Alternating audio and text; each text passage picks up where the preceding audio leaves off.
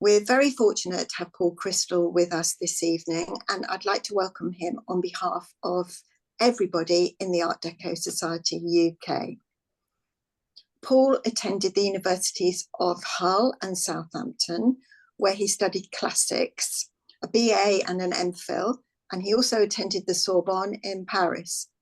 For the next 35 years, he worked in medical publishing sales, but more recently, he's been history advisor to various Yorkshire visitor attractions.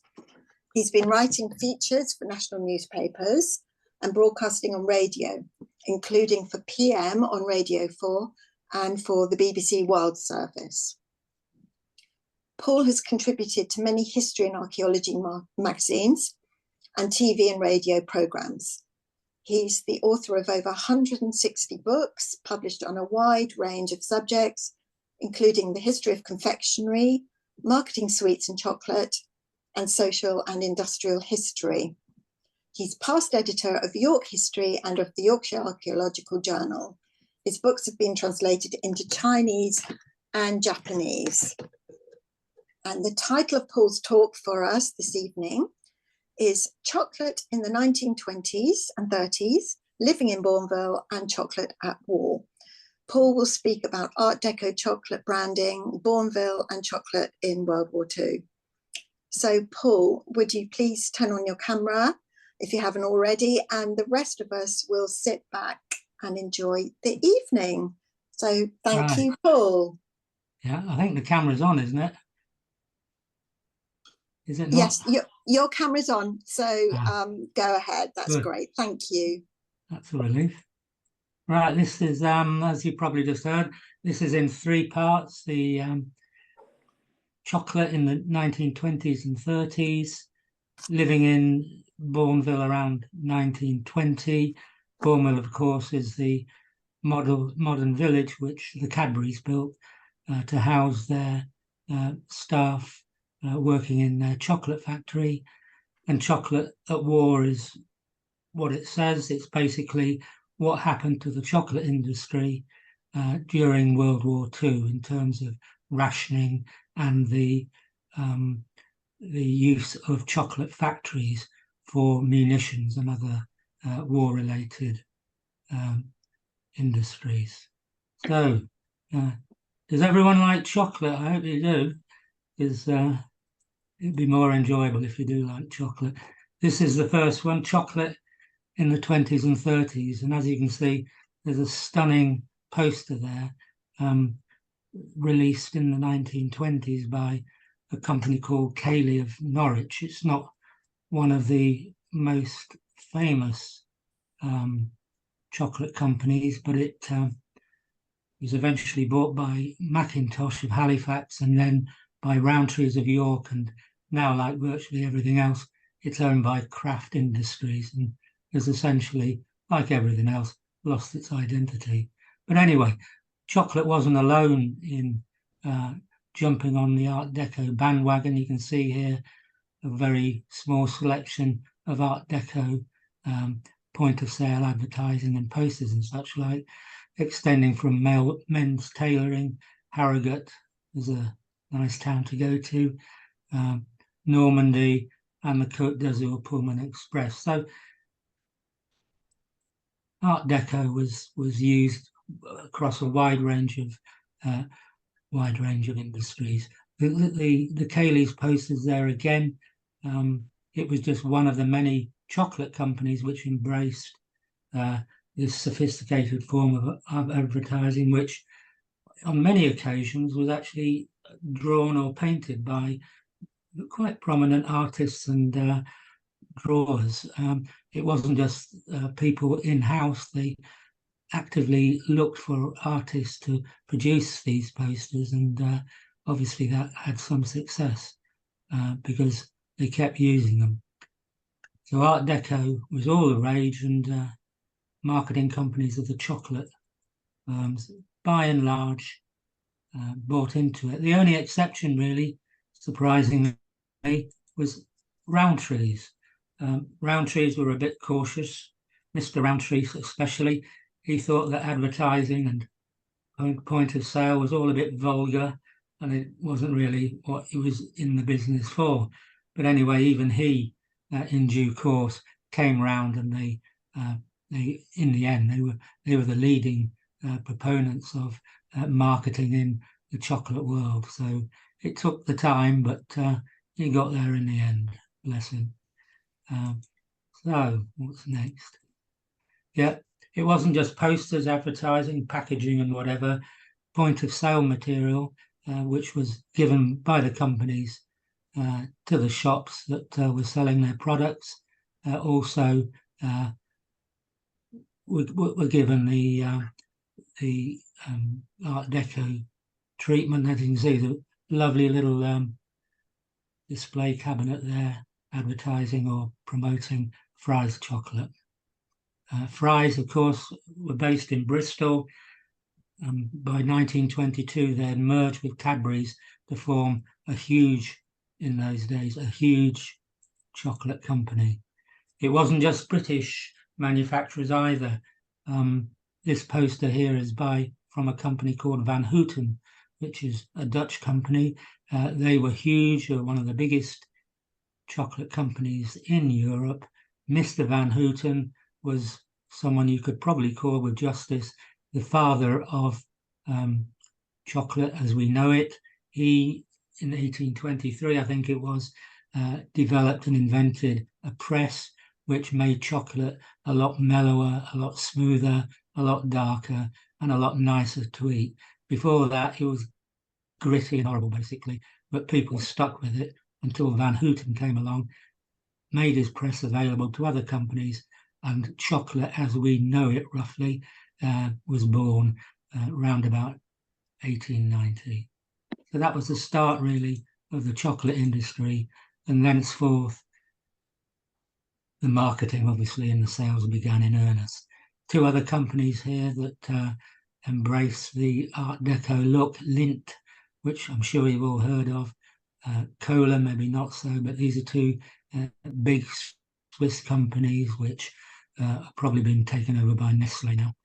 And I think one more that nice poster, yeah, Toblerone there, with a not so lavish, but certainly a powerful promotion piece for them. Terry's of York, competitors obviously and neighbours to Roundtree, produced some very nice point of sale, some packaging there for what might surprise you is the chocolate apple. Now, we all know the chocolate orange, probably one of the most famous pieces of confectionery ever produced, but the chocolate apple came before it and was in the market from 1926 and 1954. So interestingly, chocolate orange wasn't the first. This is that bit about Roundtree I was telling him about, thinking it was all a bit vulgar. He eventually came to the party and started producing stuff for the market. The market, as you probably would gather from where this Roundtree's advert is published, it was published in the Tatler, and that obviously is a pretty high middle class magazine, and that is reflective of the market at the time. It was essentially a middle class aristocratic market. The poor man and woman in the street didn't really get a look in. The reason for that was obviously the cost. Chocolate and all confectionery really was very expensive, largely due to the sugar tax at the time. But in 1874, William Gladstone saw fit to reduce the tax, which was running at something like 34%. He reduced it largely because the domestic production of sugar beet had just started. We were growing our own sugar beet and converting that into sugar rather than sugar cane from the West Indies. And also the abolition of slavery meant that the cost of production of sugar in the West Indies had gone up quite considerably. So his tax reduction was timely, but also very effective. And it brought sugar confectionery and chocolate confectionery into the realm of the working classes who could combined with their increase in disposable income, could now afford to have a bar of chocolate. Not much to ask, was it? There again. Let's have a look. Yeah, there's some other different ways to use Art Deco in the chocolate industry. The figure on the left is it's basically a mold that was produced by a company called Galle and Jensen, a Danish company, and that essentially, obviously, led to the production of chocolates with a good number of Art Deco designs. The one on the right is actually the inside of the clock that is in the Terry's chocolate factory building. Not many people have seen it that way around, but there's a rare photograph of what it looks like when you're on the inside. Not much use for telling the time, but it's a lovely piece of furniture. This is the factory that the clock and the tower were in, bottom left there. You can see how elegant the building is. Sadly, when Terry's was sold to, yet again, Kraft, the building was sympathetically, I think, converted into flats, which only people with lots of money can afford in York. There you go. So the one on your screen now is built by the Hoffman Candy Company. I think it was in the 1920s. It's in Los Angeles, and it's a beautiful example of Art Deco furniture. The close-up shows the wonderful carvings that were actually made for the building, and that lasted for a good 50-odd years before the company went into liquidation, Hoffman Candy, and the building is now, I believe, home to a jeans company, which I suppose is not so much of a shame. Yeah, I don't know whether these are Art Deco or not, but I've got this picture here of a shift ending at Rowntree's in York. And as you can see, there's something distinctive about all the people. The men have got caps on and the women have got hats on. Now, this may be a reflection of the fashion at the time, Art Deco, and that these are affordable hats that the women workers, girls and women, could actually afford and wore to work. Everyone wore a hat in those days, as you probably know.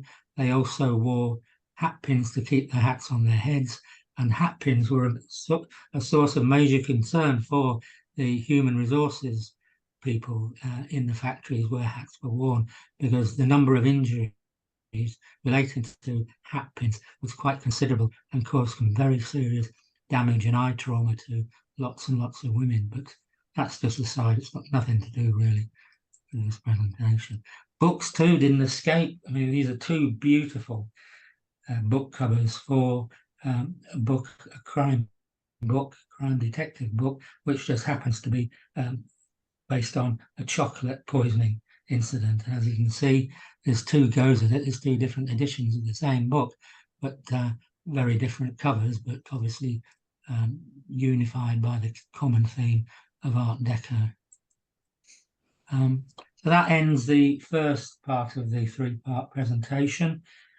The next is what was going on in 1920s Bournville.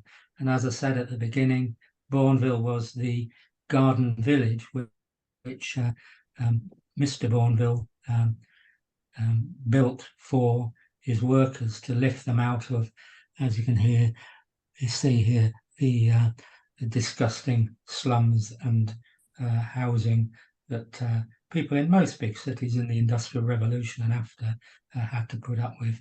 They had poor sanitary facilities. They were living sometimes 4, 5, 6 families to a small 2-room house. There was vermin all over the place. There was no sanitation, as you say, to speak of. There was a well, which was basically a source and very often the source for diseases such as cholera and plague. So it wasn't particularly nice. But there was a group of people, philanthropists, I suppose you could call them, who saw this, and they had the wisdom and foresight to see that a happy workforce was a productive workforce. So what they did was they lifted these people, their workers, out of the slums and built a nice village for them, a nice place to live, and that basically sort of had a massive effect on working people in Bournville and Birmingham generally, and it paid dividends. Cadbury's never really looked back, and yeah, it was a great move. This image here shows it was on a mural in the visitors' dining room at Cadbury's. It may still be there actually, and what it shows is that George Cadbury there in the middle, no, George Cadbury on the left, and one of his brothers on the right, with the architect Mr. Gagg in the middle, looking at the plans, and that picture actually shows the vision that the Cadburys had to build the village. You can see a factory in the background, which incidentally can still go around now. Cadbury World, it's still a good day out and well worth a visit. So yeah, that's just before the construction of the village began. Other people who did likewise was obviously Joseph Rowntree at Rowntree's in York. There was William Reckitt at Reckitt, soon to become Reckitt and Coleman in Hull. There was Lord Lever in Port Sunlight. His village was called Port Sunlight, and he manufactured lots of soaps. Reckitt's, by the way, they produce cleaning materials and still do. Who else was there? Oh, Titus Salt, who moved thousands of his workers from slums of Bradford into a place that he named Saltaire, named firstly after himself, Titus Salt, but also after the River Aire, which flows through the new village. And yeah, they were up to the same thing. They did a lot of good for their workers. They all lived in places where there were gardens. They'd never heard of gardens, never mind had one. And sanitation. The houses were all purpose-built for them. They had bathrooms, inside toilets, all sorts of things that obviously we take for granted now, but were very, very rare amongst the majority of the populations up until the 30s, really. So this, in one way, is what you got when you lived in Bournville. I mean, that's a beautiful picture of children playing with their mother. The building in front of her is, I think that's called the Rest Building, and it's based on a medieval dairy house. And inside, you can see when you go inside, tapestries and murals which depict the history of Bournville. The shops behind there, the timber framed, they're still there. You can still walk down that street in Bournville and buy whatever you want, because there's quite a few shops there. Same in Saltaire. The village is still there with its schools and churches and whatever, cemeteries. The only thing you don't get in Bournville, and you don't get in Saltaire, and you might get in... No, you didn't get it in York, New Earswick either. There are no pubs. These were largely built, not exclusively, they were largely built by Quakers, and Quakers, as we all know, and Methodists who built some of them as well. They tend to be teetotal. So, small price to pay for beauty. The other picture shows the Bournville Yacht Club. I mean, who had heard of a yacht club who worked in a factory before? This is a great picture. It shows the workers on their half day off or their day off, sailing their yachts. There were over 100 members to all of the many clubs and societies that existed in Bournville, thanks to the Cadburys.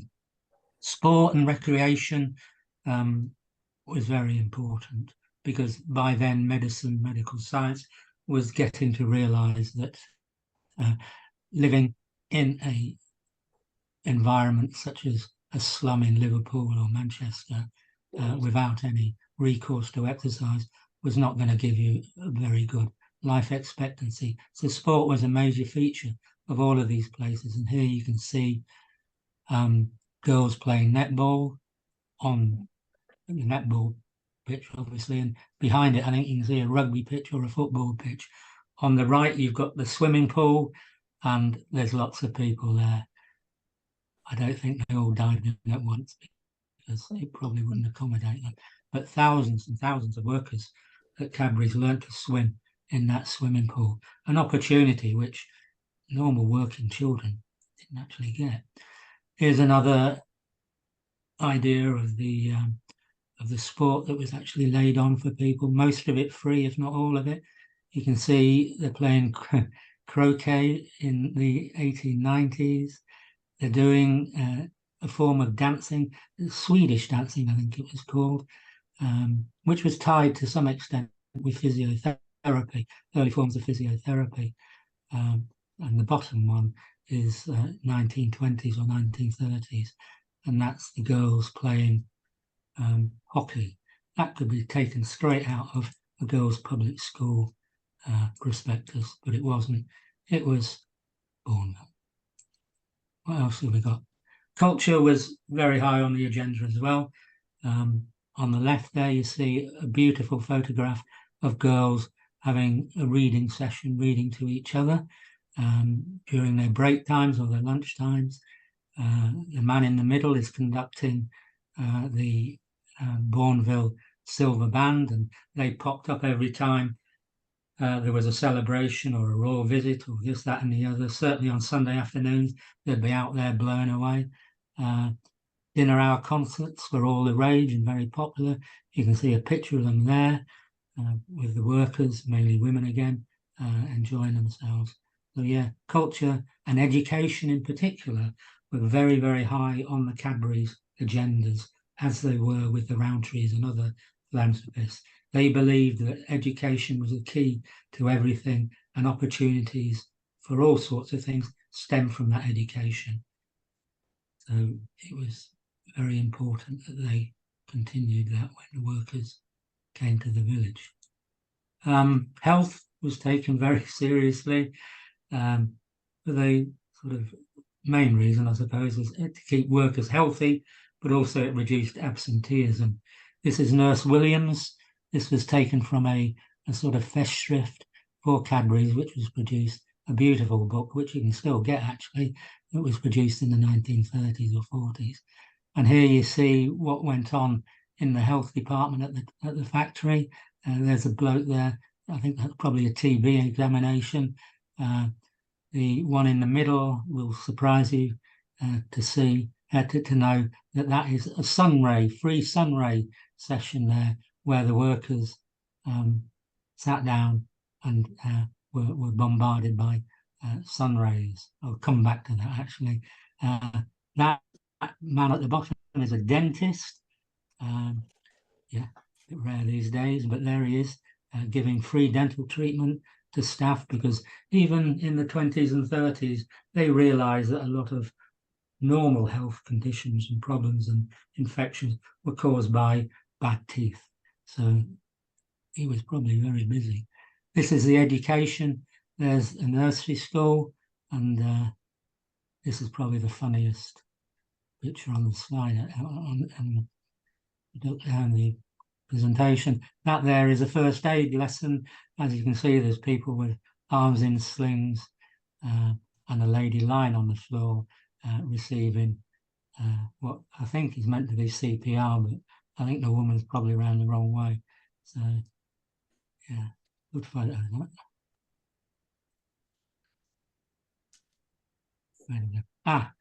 Very important woman, Mrs. D.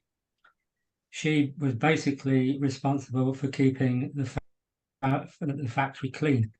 It wasn't her on her own. I think there was something like 100, 150 cleaners and such like at the Cadbury factory. She was responsible as a sort of house woman, I think you would call them in those days, for hoovering, washing the floors, polishing the floors, and there you can see her in action. She didn't mince her words. She was of the school that basically spoke their mind, and I think you probably needed someone like that. She was called the demon against dirt. So ruthless and effective and efficient she was. Yeah, every factory needed their Mrs. D. There she is. You wouldn't argue with her. This basically is just four posters that were produced by Cadbury to promote not just Cadbury and their sweets and chocolates and such like, but Bournville as a place. So that would be used to attract people in from Birmingham to come and work for Cadbury and live in Bournville. They're nice pictures. Oh, sorry, going ahead of myself. Yeah, the free sunray classes. It was aimed as a sort of preventative medicine thing, one of 4 cold prevention measures that Cadbury's had in place. I should have to think what the other 3 were, but this basically was inflicted on hundreds of regular cold getters, as you can see here. And after the treatment of with the sun rays, they were apparently reduced to no more than a sniff for their time afterwards at the factory.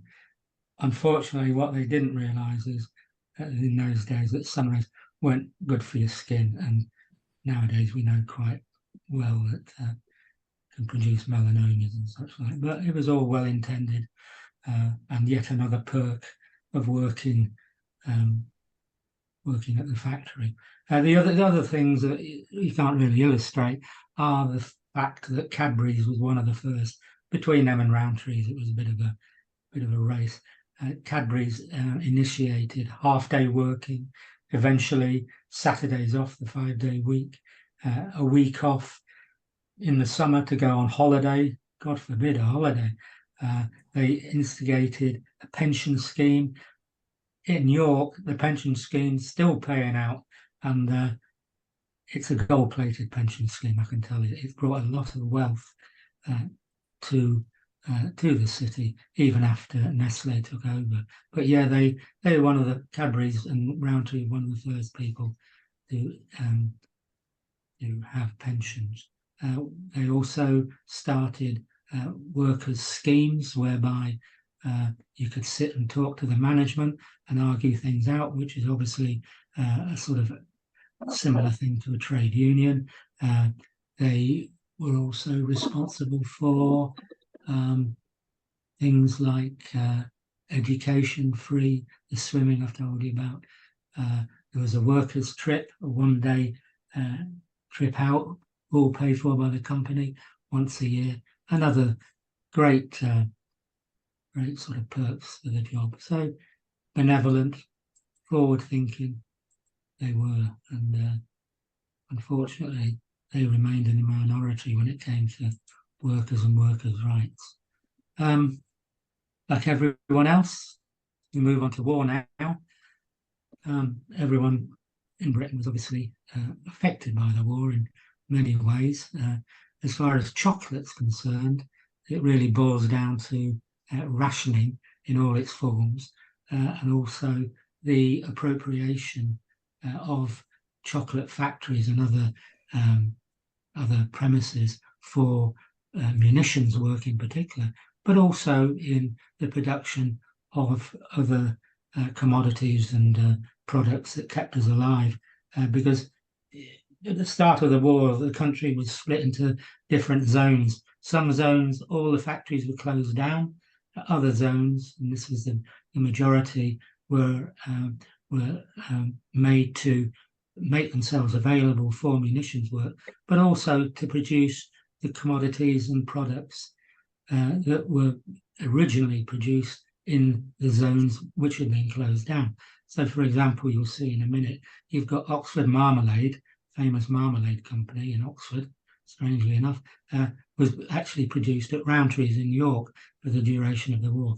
But here you see a varied selection of rations. Cocoa there, red label emergency drinking chocolate. That would have been used by troops on the front lines and in the different theatres of war. And then there's the lifeboat and raft rations, which essentially was part of your ration as a pilot or in the Navy. If you got torpedoed or sunk, or if you got shot down in your aeroplane, you'd have your lifeboat and raft rations to help you stay alive while you were waiting to be picked up or rescued. The other ones have something in common, and that is obviously a far reduced sugar content, which probably made it taste foul, but better than nothing. There we go. Yeah, the next slide, when we get to it, shows women filling anti-aircraft rockets with explosives at Bournville. This was just one of many, many, many ways in which the chocolate industry and other industries helped the war effort by producing armaments, weapons, and missiles and bombs and such like. Yeah, anti-aircraft rockets. Much of the work depended, because in the case of bullets and fuses and such like, the work, the things they were working on were very small, and women, generally speaking, had much more nimble fingers than men. So they were handy people to have working for you in that particular situation, those situations. There's the rations again, and there's a poster with Cadbury's pretending to be a government agency, telling you that ration chocolate's just as good as it was before the war. It wasn't.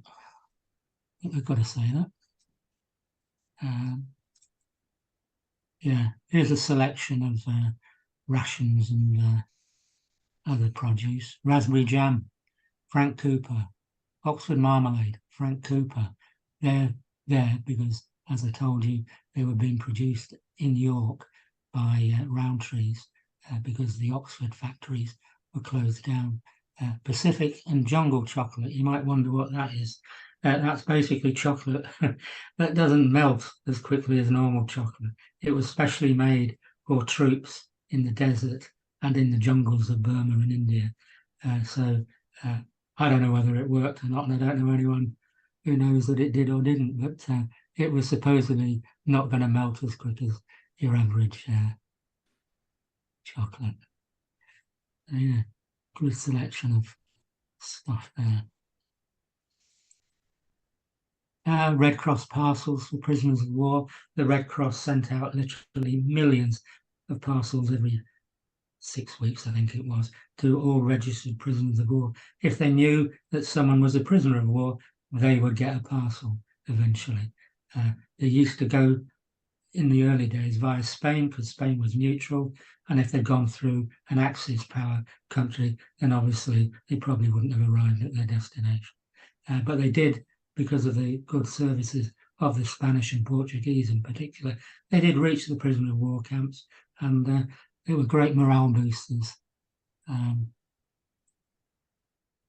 Yeah, here's a picture of some ladies who became workers, not for Rowntree's during the course of the war, but a company that grew out of Rowntree's called County Industries.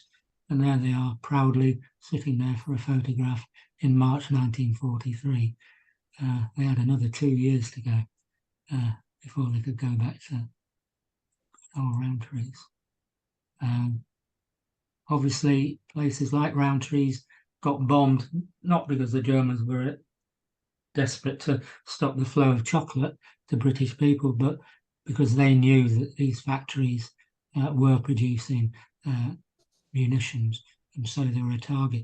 Rowntree's was bombed itself, not terribly badly, but the target there really was the railway line, which went from York Central Station, the special railway line, and linked to the Rowntree's factory for import and export purposes.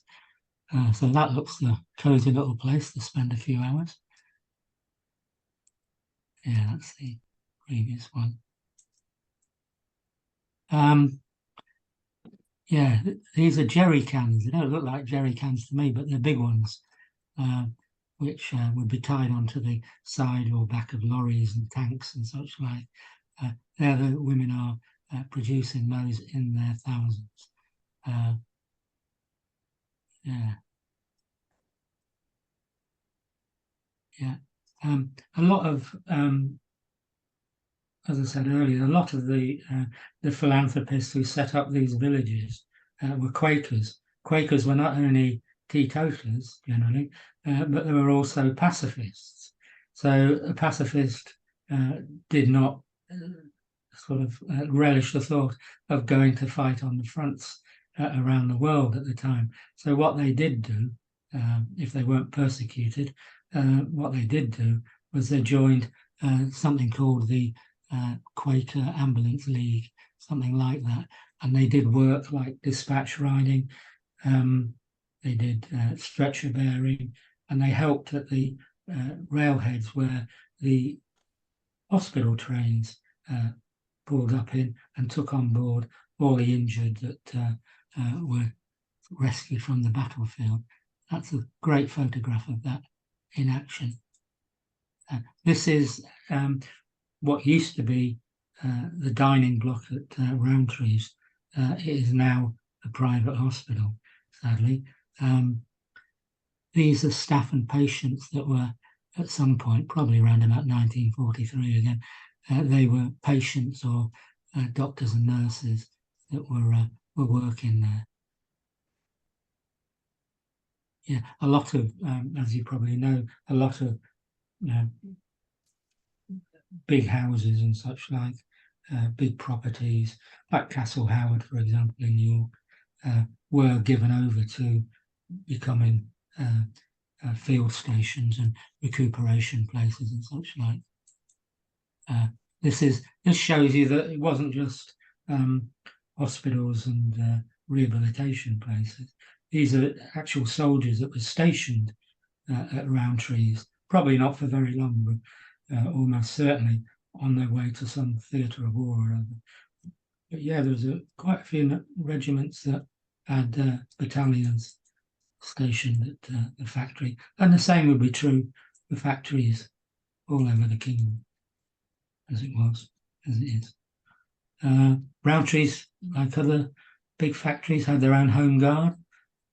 This is an interesting photograph for the simple reason that the rifles are just broomsticks, but also behind you can see a part of the Rowntree factory that has been shrouded in camouflage to deter the Luftwaffe. Seem to have worked. These ladies are part of the section that was producing service respirators, 5 million of them, and 6 million canisters. Presumably the differentials due to the fact that people lost their canisters.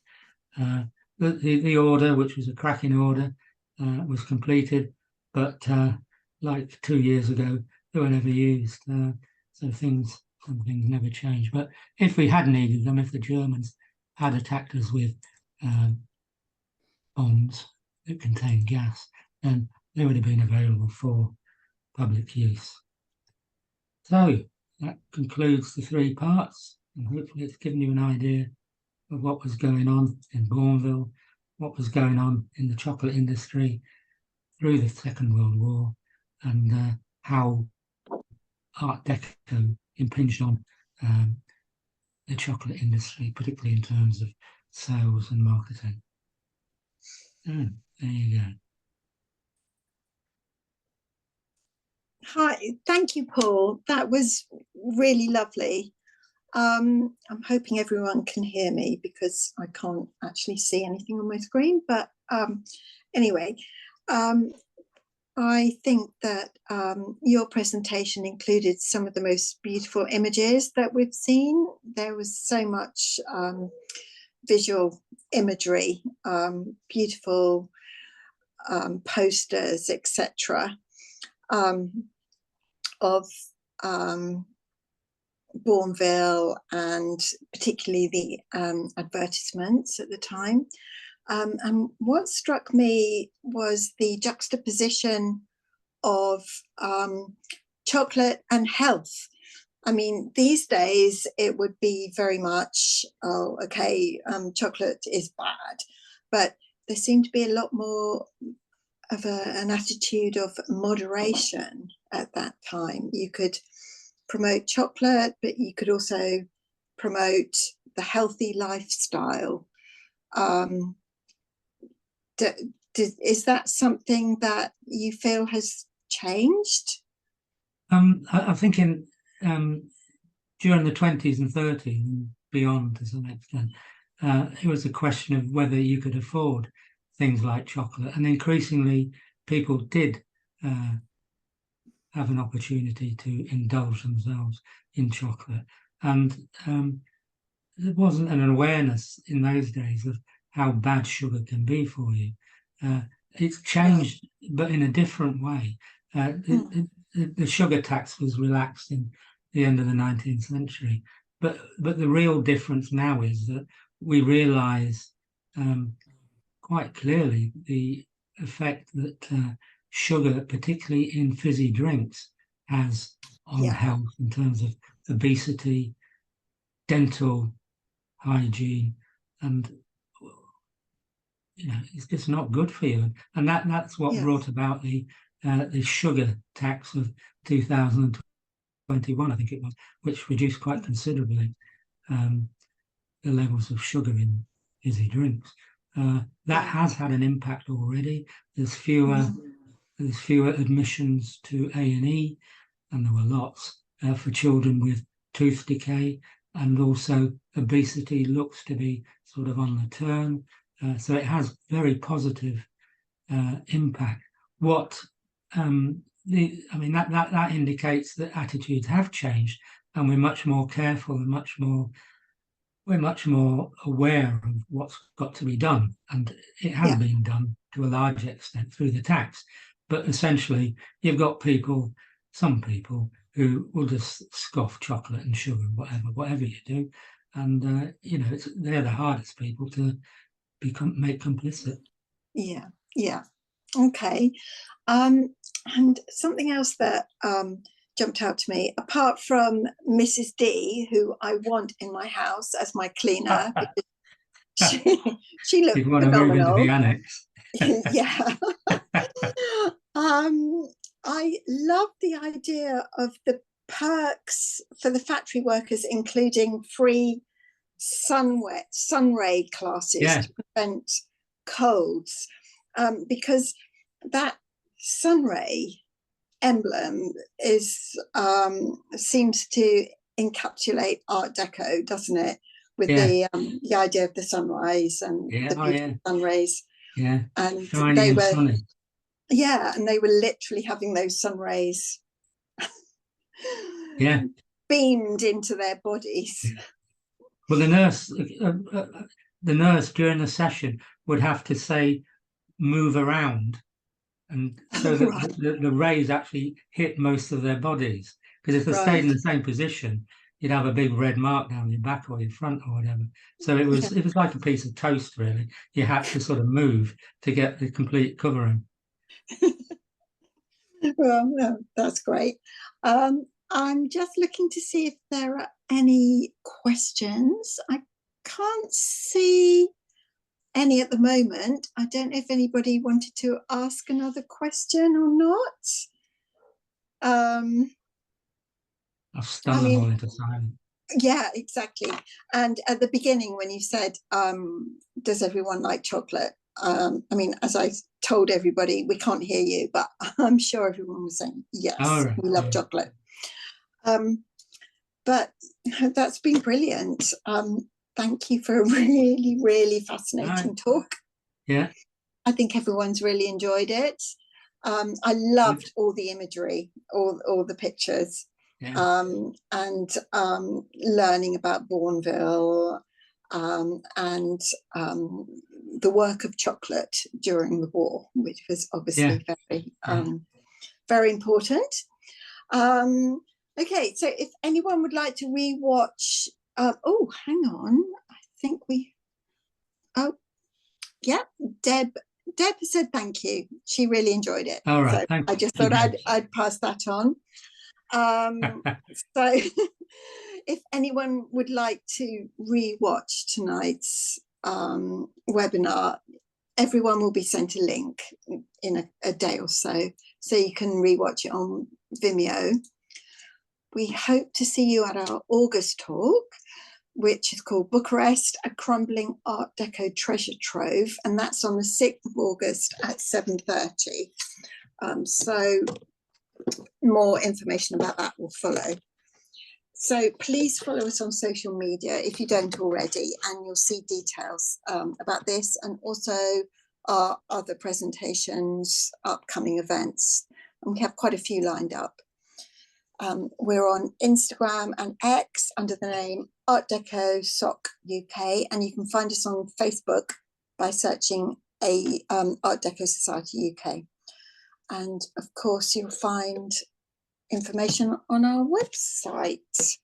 And it just remains for me to say all our events are open for priority booking for members for 48 hours before going on general release. So it really is worth becoming a member. Again, details on the website. So, sorry, okay. So good night from everyone at the Art Deco Society. Thank you once again to Paul. And I hope lots of you will join us again in August. So thank you and good night. Thank you, Paul. Thank you very much. Cheers. Thanks. Thank you.